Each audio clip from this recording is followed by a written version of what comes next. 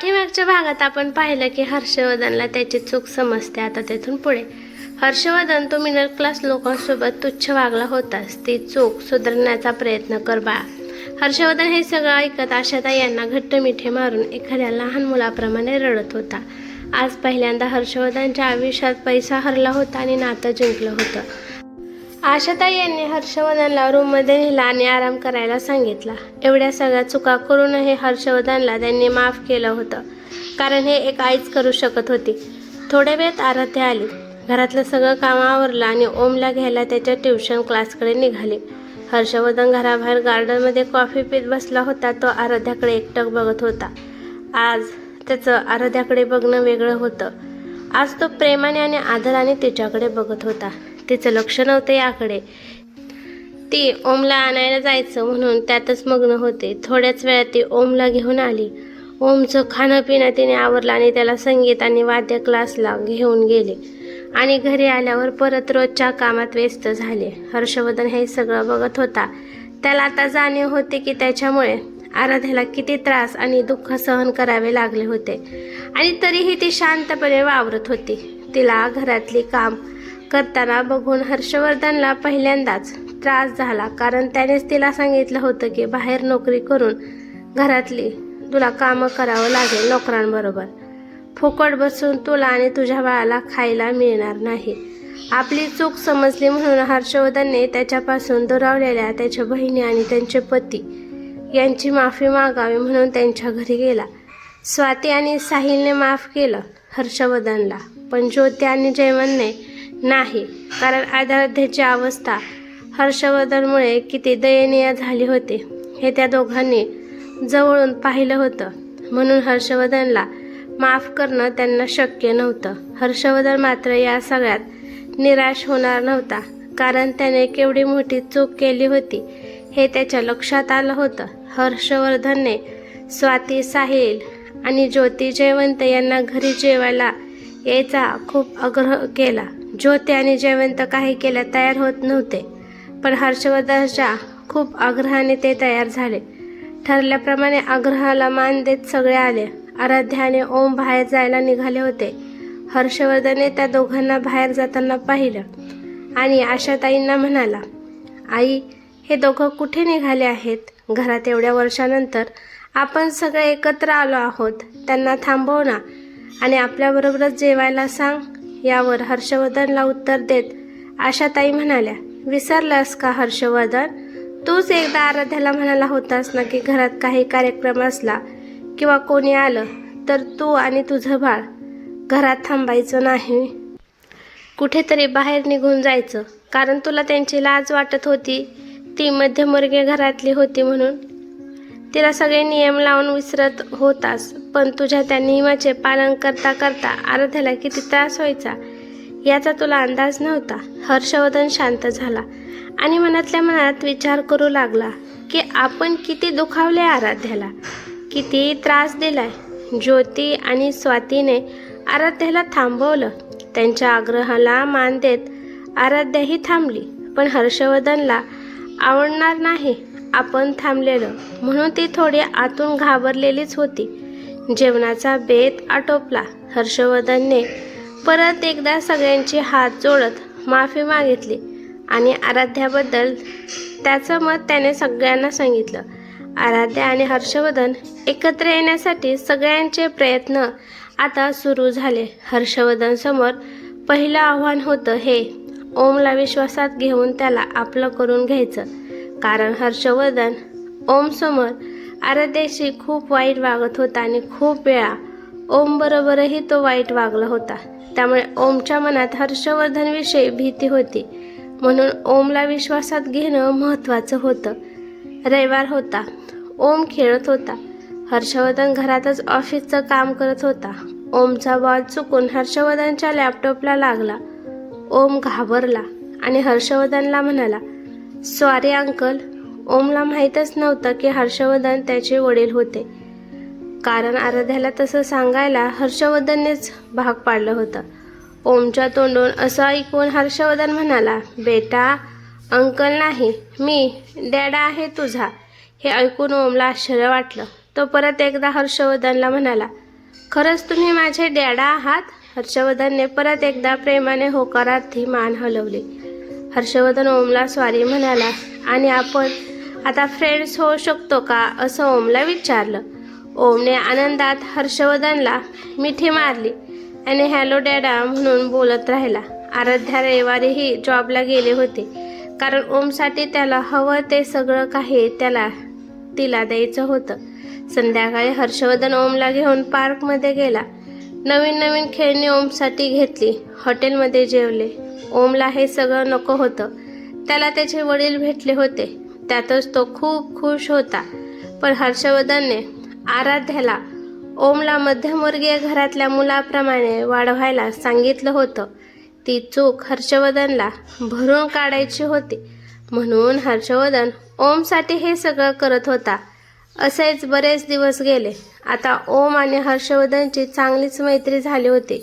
मुलगा आणि वडील हे नातं आता त्यांच्यात खूप चांगलं बनलं होतं. आता हर्षवर्धन समोर आराध्याला मनवणं खूप मोठं आव्हान होतं, कारण त्याने चूकच अशी केली होती की ती भरून काढणं सोपं नव्हतं. आणि ती चूक भरून काढणं त्याला एकट्याला शक्य नव्हतं. त्यासाठी त्याला घरातल्या सगळ्यांच्या मदतीची गरज होती. आणि आराध्या आणि हर्षवर्धन एकत्र यावं हे घरातल्या सगळ्यांनाच वाटत होतं, म्हणून हर्षवर्धनला यात मदत करायला सगळे तयार होते. आराध्या आतून खूप खचली होती, पण बाहेरून कोणाला समजू देत नव्हती. हर्षवर्धनला चांगल्या प्रकारे समजलं होतं. आता हर्षवर्धनसाठी आराध्याचं मन जिंकणं महत्त्वाचं होतं. काहीही करून आराध्याचं प्रेम त्याला आता हवं होतं. हर्षवर्धनला एक आयडिया सुचली. त्याला सगळ्यात आधी सगळ्यांसमोर आराध्याला आपली बायको म्हणून मान मिळवून द्यायचा होता. सुचलेली आयडिया हर्षवर्धनने आशाताई आणि अजितरावांना सांगितली. त्यांनाही ती आवडली. त्यानुसार प्लॅन करण्यात आला. आता आराध्याचं मन काहीही करून जिंकायचं असं हर्षवर्धनने ठरवलं. ठरल्याप्रमाणे अजितरावांनी रात्री जेवताना हर्षवर्धनला म्हटलं, हर्षवर्धन, आपण घरात सत्यनारायणची पूजा ठेवूयात. घरातलं वातावरण थोडं बिघडलं आहे. पूजेच्या निमित्ताने घरात परत प्रसन्नता येईल आणि त्या निमित्ताने सगळ्यांशी भेटही होईल. तुझ्या मित्रांना बोलव, आपल्या नातेवाईकांना बोलवूयात. आपल्या स्वाती, ज्योती आणि साहिल, जयवंत आणि माझ्या नातवांनाही भेटता येईल मला, असं म्हणत पूजा करायचं फिक्स झालं.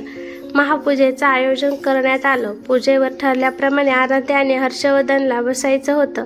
आराध्याला विचारलं आशाताईंनी पूजेवर बसण्याबाबत, पण काही केल्या आराध्या तयार होत नव्हती. अजितरावांनी आराध्याला समजवलं. त्यांचा शब्द ती टाळू शकत नव्हती. ती हो म्हणाली खरी, पण हे हर्षवर्धनला आवडणार नाही आणि तो तिला त्याची पत्नी मानत नाही, म्हणून पूजेवरच तिचा अपमान करील हे काय, म्हणून ती टेन्शनमध्ये होती. पण आता तिचा नाईलाज होता. तिने अजितरावांना शब्द दिला होता. इकडे हर्षवर्धन खूप खुश होता, कारण आराध्या त्याच्याबरोबर त्याच्या अर्धांगिनी म्हणून पूजेवर बसणार होती. आराध्याच्या गमावलेल्या प्रेमाला मिळवण्यासाठी हे पहिलं पाऊल होतं त्याचं. महापूजेचा तो दिवस उजळला होता. सगळ्यांनी पूजेची छान अशी तयारी केली होती. पाहुणे, नातेवाईक, हर्षवर्धनचे सगळे मित्र, त्याचा ऑफिसचा सगळा स्टाफ आणि अजून खूप जणांनी पूजेसाठी उपस्थिती नोंदवली होती. हर्षवर्धन तयार होऊन पूजेच्या ठिकाणी आला. आराध्या थोड्या वेळात खाली येणार होती. ज्योती आणि स्वाती तिला तयार करत होत्या. आराध्याने नऊवारी साडी नेसली होती आणि त्याला साजेसा असा शृंगार केला होता. जणू ते एखाद्या लक्ष्मीप्रमाणेच दिसत होती. आराध्या पूजेच्या ठिकाणी येत होती. सगळ्यांच्या नजरा तिच्यावरच होत्या.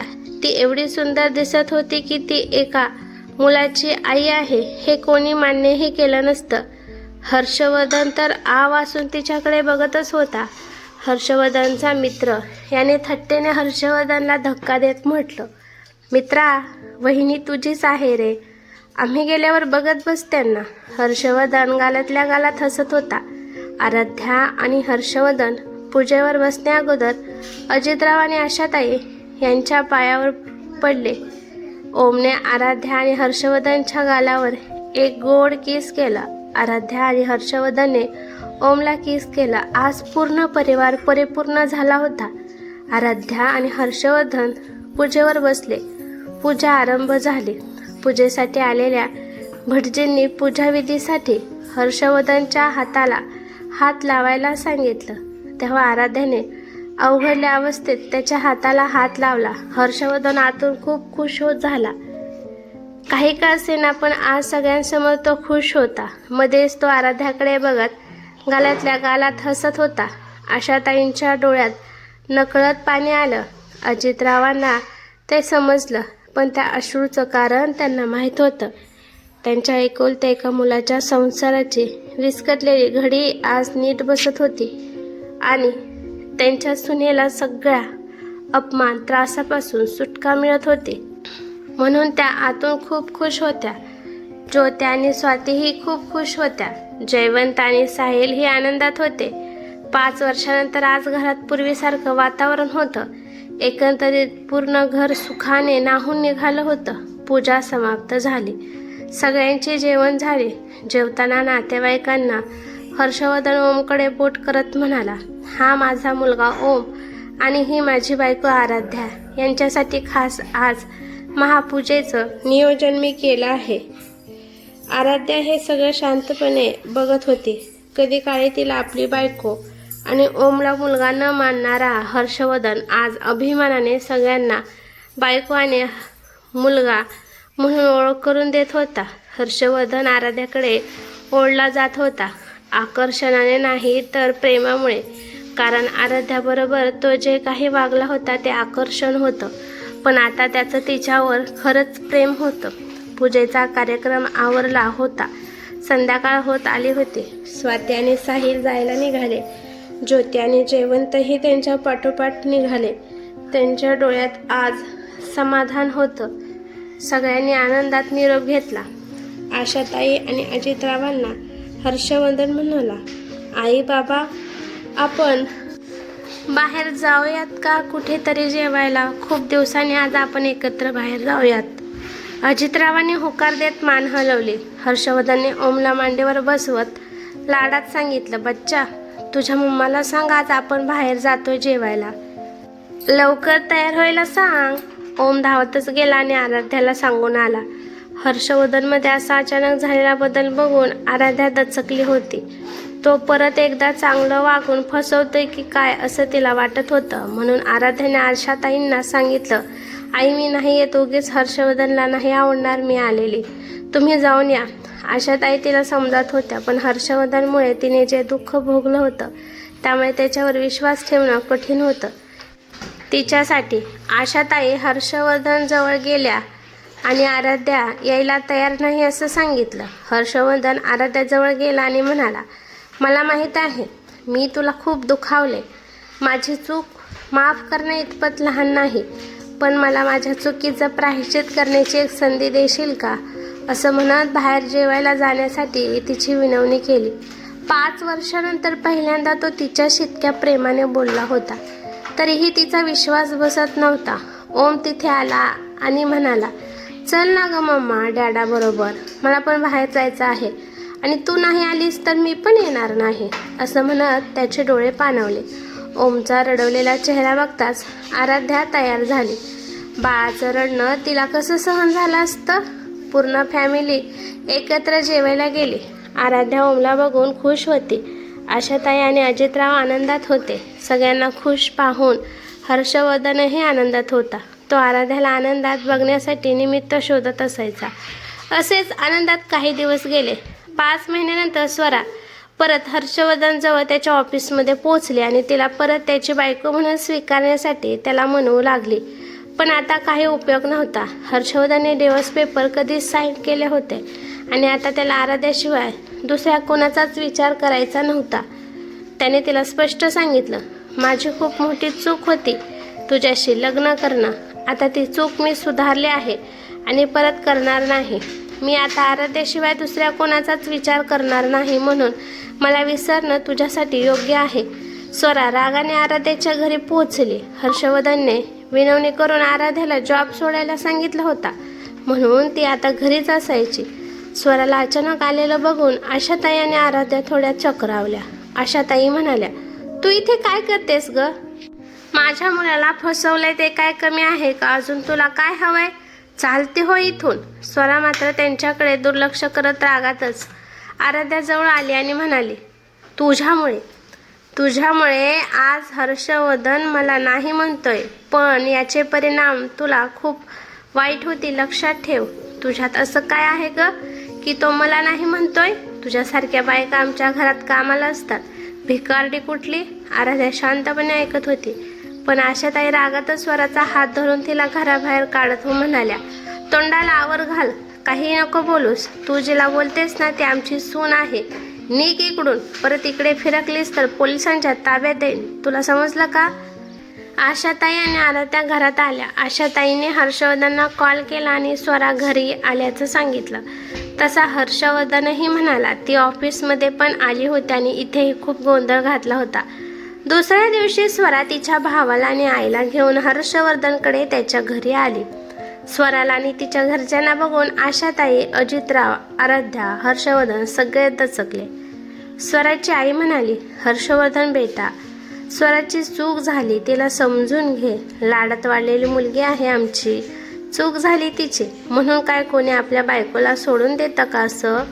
हर्षवर्धन रागातच म्हणाला, तुमच्या मुलीने काय चूक केली या हे तुम्हाला माहीत आहे का? की माहीत असूनही तुम्ही इथे आला आहात तिची बाजू मांडायला? स्वराच्या आईने होकारार्थी मान हलवत म्हणाली, बेटा मला माहीत आहे, पण पैसा आणि स्टेटस असले की मुलं अशीच वागतात. श्रीमंत लोकांनी काही केलं तरी लोक काही बोलत नाही, म्हणून तुम्ही पण विसरा हे सगळं. हर्षवर्धनचा राग आता अनावर झाला होता. तो म्हणाला, अशी चारित्र्यहीन बाई मला बायको म्हणून नको आणि माझी बायको आहे आराध्या. तिच्याशिवाय मला कोणाचाच विचार करायचा नाही. आता तुम्ही निघा हिला घेऊन. त्यावर स्वराचा भाऊ रोहन म्हणाला, हिला थोडे पैसे द्या आणि हाकलून लावा. ही मध्यमवर्गीय लोक पैशासाठी आपल्यासारख्या श्रीमंत लोकांना फसवतात. हर्षवर्धनने रागात रोहनवर हात उचलला आणि म्हणाला, तुझी हिंमत कशी झाली माझ्या बायकोबद्दल असं बोलायची? या शहरातील नावाजलेल्या प्रतिष्ठित बिझनेसमॅनची बायको आहे ती, मिसेस आराध्या हर्षवर्धन म्हात्रे. आदराने नाव घ्यायचं, समजलं? आराध्या हे सगळं बघत होती. तिच्या डोळ्यात नकळत पाणी आलं होतं, कारण आज तिचा नवरा तिच्यासाठी जगाशी वैर पत्करायला तयार होता. हर्षवर्धन आराध्याच्या अजून एक पाऊल जवळ गेला होता. हर्षवर्धनचं आपल्यासाठी जगाशी वैर पत्करणं आराध्यासाठी खूप मोठी गोष्ट होती. आराध्याला आता खात्री झाली होती की तो तिला पुन्हा कधीच फसवणार नाही. तिच्यावर त्याचं जीवापाड प्रेम आहे. आशाताई आणि अजितरावांनाही हर्षवर्धनचं असं आराध्यासाठी प्रेम बघून खूप आनंद वाटत होता. विस्कटलेली संसाराची घडी आता परत बसत होती, पण ती विस्कटायचा प्रयत्न आता स्वरा आणि तिचा भाऊ रोहन करणार होते. 15 ते 20 दिवसानंतर स्वराने ओमचं अपहरण करण्यासाठी गुंड लावले. ओम घराबाहेर कधी जातो, कुठे जातो याची पूर्ण माहिती स्वराचा भाऊ रोहनने काढली होती.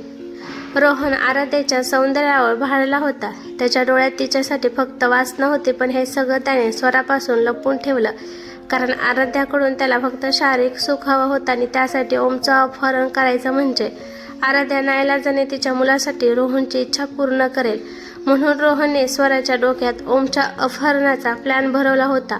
ओमचं अपहरण केलं की त्याची इच्छा पूर्ण करायला त्याला रान मोकळं होतं. आराध्या, ओम आणि आशाताई शॉपिंगसाठी बाहेर गेले. रोहनला हे समजतात त्यांनी प्लॅनप्रमाणे आराध्याच्या गाडीसमोर एका माणसाला मृतासारखं झोपवलं. आराध्याला हे सगळं आपल्याला फसवण्यासाठी होतं आहे याची पुसटशीही कल्पना नव्हती. ती गाडीतून उतरली. तिच्या मागोमाग आशाताई उतरल्या. संधीचा फायदा घेत रोहनने चाकू दाखवत ओमला जबरदस्तीने गाडीत बसवला आणि तो निघून गेला. आशाताई खूप घाबरल्या होत्या आणि हा सगळा प्रकार बघून आराध्याला चक्कर आली. आशाताईने हर्षवर्धनला कॉल करून सगळं सांगितलं. अजितराव आणि हर्षवर्धन थोड्याच वेळात पोलिसांना घेऊन तिथे पोहोचले. आराध्या शुद्धीवर आली. रडतच हर्षवर्धनला म्हणाली, अहो माझ्या ओमला वाचवा, काही करून माझ्या ओमला परत आणा. आराध्याला समजावत हर्षवर्धन म्हणाला, मी घेऊन येईल ओमला परत लवकरच, त्याला काही नाही होणार. आशाताईंनी स्वराचा भाऊ रोहनला बघितलं होतं. त्यांनी ही बातमी पोलिसांना सांगितली. पोलिसांना आयताच पुरावा सापडला. पोलिसांनी वेळ न दवडता त्याचा मोबाईल ट्रॅप केला. पण रोहनने अशी व्यवस्था केली की तो सहजासहजी पोलिसांच्या हाताला लागणार नव्हता. हर्षवर्धनने पोलिसांना ओमचा लवकरात लवकर शोध घेण्यास सांगितलं. पोलिसांनीही आश्वासन देत त्याला घरी जाण्यास सांगितलं. घरी आल्यावर आशाताई खूप रडत होत्या. थोड्याच वेळात ज्योती आणि जयवंत पोचले. ज्योतीला बघून आशाताई रडतच तिला म्हणाल्या, आता कुठे माझ्या मुलाचा आणि सुनेचा संसार सुरळीत होत होता. पण स्वराने आणि तिच्या भावाने ओमचं अपहरण केलं आणि परत त्यांचा संसार विस्कटला. ज्योती आशाताईंना शांत करण्याचा प्रयत्न करत होती. स्वाती आणि सोहमही पोचले. सगळे एकमेकांना सावरण्याचा प्रयत्न करत होते. साहिल आणि जयवंत हर्षवर्धनला धीर देत होते. हर्षवर्धनचे डोळे पाणावले होते. आराध्याची अवस्था बघून हर्षवर्धन रडूही शकत नव्हता. पण त्याने असा धीर सोडला तर आईबाबांना धीर कोण देईल, आराध्याला कोण सांभाळेल, म्हणून तो आपले अश्रू त्यांच्यापासून लपवत होता. हर्षवर्धनच्या मोबाईलची रिंग वाजली. रोहनने कॉल केला होता. रोहन हर्षवर्धनला बोलू लागला, ओम हवा आहे ना तुला, त्यासाठी तुला खूप मोठी किंमत मोजावी लागेल. माझ्या बहिणीची अशी अवस्था आज तुझ्यामुळे झाली. तू तिला या आराध्यासाठी सोडलंस ना, आता बघ मी काय करतो ते. असे बोलत रोहनने कॉल कट केला. हे ऐकून आराध्या जास्तच घाबरल्याने रडतच चक्कर येऊन पडली. हर्षवर्धन आतून घाबरला होता. आराध्याची अशा अवस्था बघून एकीकडे घरातलं आणि वातावरण, दुसरीकडे ओम बरोबर त्याने काही बरं वाईट केलं तर, या विचाराने तो पूर्ण बिथरला होता. थोड्या वेळात हर्षवर्धनने रोहनला कॉल केला आणि म्हणाला, तुला काय हवे मला सांग, तुला लागेल ती किंमत द्यायला मी तयार आहे. पण माझ्या मुलाला सोड. हवं तर मला मार, पण माझ्या मुलाला सोड. जयवंतने कॉल स्पीकरवर ठेवण्याचा मला इशारा केला. हर्षवर्धनने कॉल स्पीकरवर ठेवला. रोहन बोलत होता, ओम हवाय ना तुला, आणि त्याच्यासाठी मला लागेल ते देणार आहेस ना तू. मग ऐक, मला तुझी बायको हवी. करशील माझ्या स्वाधीनतेला. हे ऐकताच हर्षवर्धनचा राग अनावर झाला. तो रागातच उठला आणि रोहनला सोडणार नाही मी असं म्हणत घराबाहेर जाणार. तोच आराध्याने हर्षवर्धनला थांबवले आणि म्हणाली, असं काही करू नका प्लीज, आपला मुलगा आहे त्यांच्या तावडीत. मी जायला तयार आहे. माझ्या मुलासाठी मी माझा जीव पण देईल. मी जाईन तिथे आणि माझ्या मुलाला परत घेऊन येईल. त्यासाठी माझा जीव गेला तरी बेहतर. हर्षवर्धन म्हणाला, तू नको जाऊ तिथे. तुला काही झालं तर मी जगू शकणार नाही. ओमला सुखरूप परत आणीन मी, माझ्यावर विश्वास ठेव. हर्षवर्धनने पोलिसांना कॉल केला आणि घरी बोलवून घेतलं. पुढे काय करायचं म्हणून पोलिसांनी एक सापळा रचला. हर्षवर्धनला रोहनला कॉल करायला सांगितला. हर्षवर्धन रोहनला सांगत होता, तुला लागतील तेवढे पैसे मी देतो, पण आराध्याला तुझ्याजवळ मी पाठवू शकणार नाही. हे ऐकून रोहन रागातच म्हणाला, मला पैसा नकोय, मला फक्त आराध्या हवी आणि तिच्यासाठी मी वाटेल ते करायला तयार आहे. अगदी ओमचाही जीव घ्यायला मी मागे पुढे बघणार नाही. हर्षवर्धन आणि पोलिसांसमोर आराध्याला तिथे पाठवण्याशिवाय दुसरा कुठलाच पर्याय नव्हता. आराध्याला रोहनजवळ पाठवण्यात आलं. पोलीस आणि हर्षवर्धनही तिच्यासोबत नव्हते, पण रोहनला हे माहीत नव्हतं. आराध्याला बघून रोहन खूप खुश झाला. आराध्या रोहनला म्हणाली, कुठे आहे माझा ओम, सोड त्याला. तुला मी हवी होते ना, तुझ्यासमोर आहे मी आता. माझ्या ओमला सोड. रोहनने ओमला सोडलं तसा ओम आराध्याला जाऊन बिलगला. रोहनने ओमला ओढत बाहेर काढलं आणि दरवाजा लावला. ओमला पाहून हर्षवर्धन आणि पोलीस तिथे आले. ओम आता सुखरूप होता, पण आराध्या अडचणीत सापडली होती. हर्षवर्धनने दरवाजावर जोरात धक्के मारायला सुरुवात केली. हे बघून रोहनने रागातच आराध्याचा पदर ओढत तिला खाली पाडलं. आराध्या मोठ्याने हर्षवर्धनला आवाज देत होती, पण इथे रोहन मधला सैतान जागा झाला होता. तो आराध्यावर तुटून पडला. हर्षवर्धन आराध्याचा आवाज ऐकून कासावीस झाला होता. पूर्ण ताकद लावून त्याने दरवाजा तोडला. तसं रोहनला पोलिसांनी पकडलं. आराध्याने हर्षवर्धनला घट्ट मिठी मारली आणि ती रडू लागली. हर्षवर्धनने तिला सावरलं आणि ओम हे ठीक आहे असं सांगत गाडीजवळ नेलं. आज कित्येक वर्षानंतर पहिल्यांदाच आराध्याचा स्पर्श हर्षवर्धन अनुभवत होता. रोहन आणि स्वरा पोलिसांच्या ताब्यात होते. रोहनला हर्षवर्धन म्हणाला, परत कधी माझ्या आणि माझ्या फॅमिलीच्या वाट्याला गेलास तर याचे परिणाम चांगले नाही होणार. आता धोका टळला होता. हर्षवर्धन आणि आराध्या ओमला घेऊन सुखरूपपणे घरी आले. त्यांना पाहून सगळ्यांना आनंद झाला. संध्याकाळी ज्योती, स्वाती, जयवंत, साहिल गेले. आता खऱ्या अर्थाने संकट टळले होते. हर्षवर्धन आराध्याने मारलेले मिठीची आठवण करत गालातल्या गालात हसत खुश झाला होता. हर्षवर्धन आराध्याच्या रूममध्ये गेला. आराध्या आंघोळ करत होती. हर्षवर्धन तिला लागलं होतं म्हणून लेप घेऊन गेला होता. हर्षवर्धन बाहेर आहे हे आराध्याला माहीत नव्हतं. ती ब्लाऊजचे मागचे बटन लावत लावत बाहेर आली आणि हर्षवर्धनला बघून घाबरली. आपली साडी सावरत एक कोपऱ्यात जाऊन उभी राहिली. तिची ही गंमत बघून हर्षवर्धन स्मित हास्य करत होता. हर्षवर्धन म्हणाला, लेप घेऊन आलो होतो, आईने दिला होता, ठेवा तिथे, मी लावते. आराध्या म्हणाली, तुझ्या पाठीवर लागलंय ना, तुला लावता नाही येणार, मी मदत करू का? हर्षवर्धनचं म्हणणं आराध्याला पटलं. तिने होकारार्थी मान हलवत सहमती दर्शवली. आराध्या लेप लावून घ्यायला पाठमोरी झाली. हर्षवर्धनने लेप लावायचा म्हणून तिचे केस बाजूला केले. तिच्या पाठीवरून ओघळणारे पाण्याचे थेंब हर्षवर्धनला मोहित करत होते. एक क्षणासाठी तो विसरला की आपण कशासाठी आलो आहोत. दुसऱ्या क्षणी स्वतःला सावरत तो लेप लावत होता. आराध्यालाही हर्षवर्धनचा स्पर्श हवाहवासा वाटत होता. हर्षवर्धनने हळूच आराध्याच्या खांद्यावर आपले ओठ टेकवले. आराध्या शहारली होती. दोघे एकमेकात गुंतून जाणार तोच आशाताई तिथे आल्या आणि चेष्टेतच म्हणाल्या, सॉरी हा, उगाच तुम्हाला डिस्टर्ब केलं. आराध्या आणि हर्षवर्धन लांब झाले आणि हर्षवर्धन खाली मान घालून हसतच बाहेर गेला. आराध्या लाजली आणि आशाताईंकडे न बघतच म्हणाली, आई या ना, काय काम होतं का? आशाताई थट्टेतच म्हणाल्या, नाही ग, लेप नीट लावला आहे का? हर्षवर्धन नाही, तेच बघायला आले होते. एकदम परफेक्ट लावलाय लेप हर्षवर्धनने. आशाताई म्हणाल्या, काय हो आई, तुम्ही पण ना? आराध्या आणि हर्षवर्धन आता नवरा आणि बायको या नात्याला नाव देत परत एकदा विस्कटलेली संसाराची घडी बसवण्यात यशस्वी झाले होते. आराध्याने हर्षवर्धनला आता खऱ्या अर्थाने मधुचंद्राची रात्र साजरी करण्यासाठी घरातल्या सगळ्यांनी त्यांना बाहेर कुठेतरी जायची तयारी सुरू केली. आता खऱ्या अर्थानं हर्षवर्धन आणि आराध्याचं नातं एकत्र येणार होतं. हर्षवर्धनचा आणि आराध्याचा मधुचंद्र हर्षवर्धनच्या फार्म हाऊसवर करण्याचं फिक्स झालं. घरातले सगळे तयारीला लागले होते. ज्योती, स्वाती, साहिल, जयवंत, अजितराव, आशाताई, छोटासा ओम आणि मामीसाठी सगळी भाची कंपनी. हर्षवर्धनला आणि आराध्याला या सगळ्याचा काहीच अंदाज नव्हता की आपल्याला काहीतरी सरप्राईज मिळणार आहे.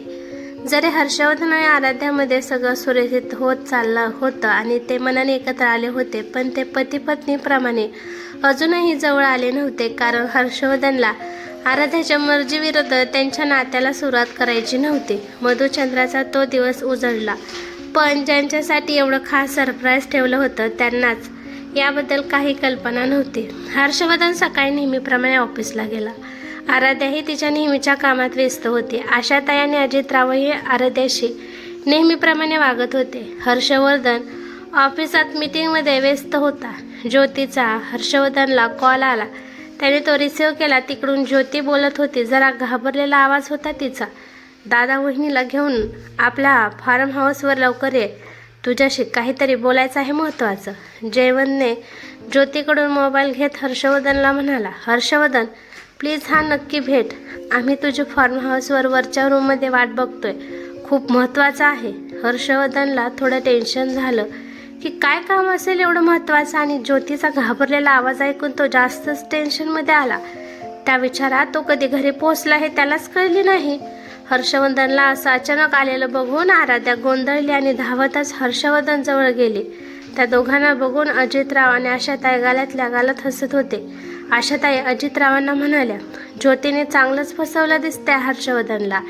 थोड्या वेळात जयवंतने हर्षवर्धनला कॉल केला. अरे हर्षवर्धन, येताना तुम्ही दोघं तुमचे कपडे आणा 4 दिवसासाठी, कारण कामच तसं आहे. कामानिमित्त तुम्हाला जर तिथे थांबायला लागलं तर. हर्षवर्धनने हो म्हणत कॉल ठेवला. हर्षवर्धन घरात आला. आशाताई म्हणाल्या, काय झालं हर्षवर्धन, असा अचानक का आलास? हर्षवर्धन म्हणाला, काही नाही आई, ज्योतीने कॉल केला होता. आराध्याला आणि मला भेटायला बोलवलं आहे आपल्या फार्म हाऊसवर. काहीतरी काम आहे असं म्हणत होती. हर्षवर्धन आराध्याला कपड्याची पॅकिंग करायला सांगत होता. हे ऐकून अजितराव म्हणाले, हर्षवर्धन कपडे का पॅक करायला सांगतोस? कुठे बाहेर जात आहात का? हर्षवर्धन म्हणाला, नाही बाबा. जयवंत म्हणत होते की महत्त्वाचं काम आहे, त्यानिमित्त दोघांना अचानक राहायला लागलं तर, म्हणून पॅकिंग करायला सांगत होतं आराध्याला. हर्षवर्धन आणि आराध्याची गडबड पाहून आशाताई आणि अजितराव हसत होते. आराध्या पॅकिंग करत होती. थोड्याच वेळात ती जाण्यासाठी तयार झाली आणि बॅग घेऊन खाली आली आणि आशाताईंना म्हणाली, आई, ओमला घेऊ का सोबत? तो माझ्याशिवाय राहणार नाही आणि राहिला तर उगाच तुम्हाला त्रास देईल.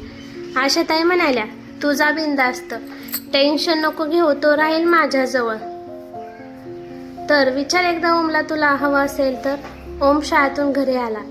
ओम म्हणाला, मम्मा डॅडा कुठे चालला तुम्ही? हर्षवर्धन म्हणाला, थोडं काम आहे बच्चा, येऊ लवकरच. आराध्या ओमला म्हणाली, बेटा तू येतोस ना आमच्या बरोबर? ओम म्हणाला, नाही मम्मा, तुम्ही जा, मी आई बाबांसोबत राहीन. आराध्याला थोडा संशय आला की माझ्याशिवाय एक क्षण न राहणारा ओम मी बोलवून तरी येत नाही का? पण आशाताई आणि अजितराव आहेत म्हणून ती काळजी न करता ओमला ठेवून गेली. हर्षवर्धन आणि आराध्या निघाले. अजितरावांना साहिलचा कॉल आला. हां बोला जावई बापू. साहिल म्हणाला, बाबा इकडे सगळं डेकोरेशन झाले, आम्ही पण निघतो इकडून. हर्षवर्धन आणि आराध्या निघाले का? अजितराव म्हणाले, हो हो, आताच निघाले दोघे. ज्योती, जयवंत, स्वाती, साहिल घरी आले. आशाताई आणि अजितरावांसोबत गप्पा चालू झाल्या हर्षवर्धन आणि आराध्याबद्दल. हर्षवर्धन आणि आराध्या थोड्याच वेळात फार्म हाऊसवर पोहोचले. हर्षवर्धन ज्योतीला आवाज देत घरात शिरला, पण तिथे कोणीच नव्हतं. हर्षवर्धनच्या लक्षात आलं की इथे कोणीच नाही. तेव्हा त्याने जयवंतला कॉल केला. जयवंत, तुम्ही इथे भेटायला बोलवलं आम्हाला आणि तुम्ही कुठे गायब झालात दोघं? जयवंतने मोबाईल स्पीकरवर ठेवत हसतच म्हणाला, अरे वरच्या मोठ्या रूममध्ये जा, आम्ही दोघं तिथेच आहोत. आराध्या आणि हर्षवर्धन जयवंतला शोधत वरच्या रूममध्ये गेले. तिथे रूमच्या सगळ्या लाईट चालू होत्या. दोघे सरप्राईज बघून खूप खुश झाले, पण आश्चर्यचकित झाले, कारण एवढं सगळं सरप्राईज प्लॅन करताना थोडा देखील संशय आपल्याला येऊ दिला नाही. म्हणून सरप्राईज बघून आराध्या आणि हर्षवर्धन एकमेकांकडे बघून स्मित हास्य करत होते. बेड गुलाबाच्या फुलांनी आणि पाकळांनी सजवला होता. बाजूलाच पाण्याने भरलेले मोठे असे पितळेचे तबक होते. त्यात गुलाबाच्या पाकळ्यांनी छोट्या छोट्या मेणबत्त्या तरंगत होत्या. बेडच्या बाजूला सुंदर असा झोपाळा होता, तोही फुलांनी सजवला होता. एकंदरीत सगळा माहोल फिल्म सारखा वाटत होता. हर्षवर्धन आशाताई यांना कॉल केला. प्रेमाने हसत तो आईला म्हणाला, आई हे सरप्राईज होतं आणि हे तुलाही आधीपासून माहीत होतं ना? मस्त फसवलंस आम्हाला. जयवंत आणि ज्योती यांना इशारा केला आणि मोबाईल स्पीकरवर ठेवला. हर्षवर्धनही मोबाईल स्पीकरवर ठेवलेला होता. आशाताई, मग तुम्ही सरप्राईज देता आम्हाला, मग आम्ही पण दिलं, त्या म्हणाल्या. हर्षवर्धन, आराध्या कुठे आहे? कसं वाटलं? दादा, वहिनी, सरप्राईज आवडलं ना? हर्षवर्धन म्हणाला, खूप छान आहे. अरे हो ना, आई सांगत होती की तू लेप खूप चांगला लावतोस, म्हणून आता खूप चांगला लेप लाव वहिनीला, म्हणत सगळेच हसायला लागले. आराध्या गालातल्या गालात हसत सगळं ऐकत होते. म्हणजे तुम्ही सगळे सामील होता ना यात? स्वाती म्हणाली, अरे तुझा मुलगा पण सामील होता या सरप्राईजमध्ये. आराध्या हसतच, तरीच मला वाटलं की हा अचानक माझ्याबरोबर यायला का नकार देत होता. साहिल म्हणाला, अरे बस झालं, ठेवा फोन आता. हर्षवर्धन, टाईम वाया घालू नकोस, आता एक क्षण महत्त्वाचा आहे. हर्षवर्धन म्हणाला, काय जिजू, तुम्ही पण यांच्यासोबत? साहिल, जयवंत म्हणाले, लवकरात लवकर आम्हाला खुश खबर द्या म्हणजे झालं. हर्षवर्धन म्हणाला, अच्छा, ठेवतो मी फोन. सगळे हसायला लागले. पप्पा, मला पण बोलायचं आहे. हां बोल बाळ. ओम म्हणाला, मला एक छोटी बहीण पाहिजे, माझ्याशी खेळायला कोणीच नसतं ना, येताना घेऊन या. ज्योती म्हणाली, दादा ऐकलंस का? तुझा मुलगा जे सांगतोय ते नक्की आणा हा. हर्षवर्धनने कॉल कट केला. इथे आशाताई पाणवलेल्या डोळ्यांनी सगळ्यांसमोर हात जोडत म्हणाल्या, माझ्या मुलाचा संसार टिकावा आणि ते एकत्र यावे म्हणून तुम्ही सगळ्यांनी खूप मदत केली, त्यासाठी मी तुमचे आभार कसे मानू मला समजत नाही. आशाताई यांना सगळे म्हणाले, आई, आम्ही पण तुमचीच मुलं आहोत. हर्षवर्धन पण आमचा भाऊ आहे. त्याच्यासाठी आम्ही एवढं करू शकत नाही का? आणि आराध्या या घरची सून असली तरी आमची बहीण आहे. जयवंत आशाताई यांना म्हणाले. आज खऱ्या अर्थाने ती दोघं एकत्र येतील. तो आता टेन्शन नको घेऊस, आता सगळं चांगलंच होईल. इकडे हर्षवर्धन आणि आराध्या एकमेकांच्या डोळ्यात बघत होते आणि हरवून बसले होते. इतक्यात फार्म हाऊसवर कामाला असलेला नोकर आला आणि हर्षवर्धनला म्हणाला, साहेब, तुमचं सामान आणलं आहे. तुम्हाला काही नाश्ता आणू का? हर्षवर्धनने नकारार्थी मान हलवली. आराध्या आंघोळ करण्यासाठी गेली. ती थोड्या वेळात केस टॉवेलने पुसत बाहेर आली. हर्षवर्धन तिच्याकडे एकटक बघतच होता. तिने हर्षवर्धनला आवाज दिला आणि भानावर आणत म्हणाले, आंघोळीला जाताय ना तुम्ही? तसा हर्षवर्धन भानावर आला आणि हसतच आंघोळीला गेला. रात्री जेवण झालं. हर्षवर्धन खाली ऑफिसची मीटिंग सोडून आला होता म्हणून कॉलवर बोलत होता. आराध्या एकदम छान तयार झाली होती. गुलाबी रंगाची साडी एकदम तिच्यावर खुलून दिसत होती. ती सुंदर होतीच आधीपासून, पण आज तिचं सौंदर्य खुलून दिसत होतं. थोड्या वेळात हर्षवर्धन वर आला. आराध्या आरशासमोर पाठमोरी उभी होती. आराध्याला आरशात बघून हर्षवर्धनने तिला गठ्ठ मिठी मारत म्हणाला, खूपच सुंदर दिसतेस. आराध्याने लाजतच खाली मान घातली. हर्षवर्धन म्हणाला, मी जे काही तुझ्याशी वागलोय त्यासाठी खरंच मी मनापासून माफी मागतोय आणि यापुढे तुला त्रास होईल असं मी कधीच वागणार नाही. आणि यापुढे मला एकट्याला सोडून कुठे जाऊ नकोस, नाहीतर मी मरून जाईल. हे ऐकताच आराध्याने हर्षवर्धनच्या तोंडावर हात ठेवत म्हणाली, तुम्हाला काही व्हायच्या अगोदरच मी. ती पुढचं काही बोलणार तोवर हर्षवर्धनने आराध्याच्या तोंडावर हात ठेवला. आराध्या आणि हर्षवर्धन एकमेकांत गुंतून गेले. आज त्यांची मन आणि शरीर दोन्हीही एकरूप झाली होती. आज खऱ्या अर्थाने त्यांचं नातं संपन्न झालं होतं. आज खऱ्या अर्थाने आज त्यांचा शुभविवाह पार पडला होता. समाप्त. जर ही कथा तुमच्या मनाला भिडली असेल तर कमेंटमध्ये तुमचं मत नक्की लिहा. अशाच हृदयस्पर्शी आणि वास्तववादी कथा ऐकण्यासाठी व्हिडिओला लाईक करा, तुमच्या मित्रांसोबत शेअर करा आणि चॅनेलला सबस्क्राईब करून बेल आयकॉन दाबायला विसरू नका. तुमचा प्रत्येक सपोर्ट मला अजून सुंदर कथा घेऊन येण्यासाठी प्रेरणा देतो. धन्यवाद.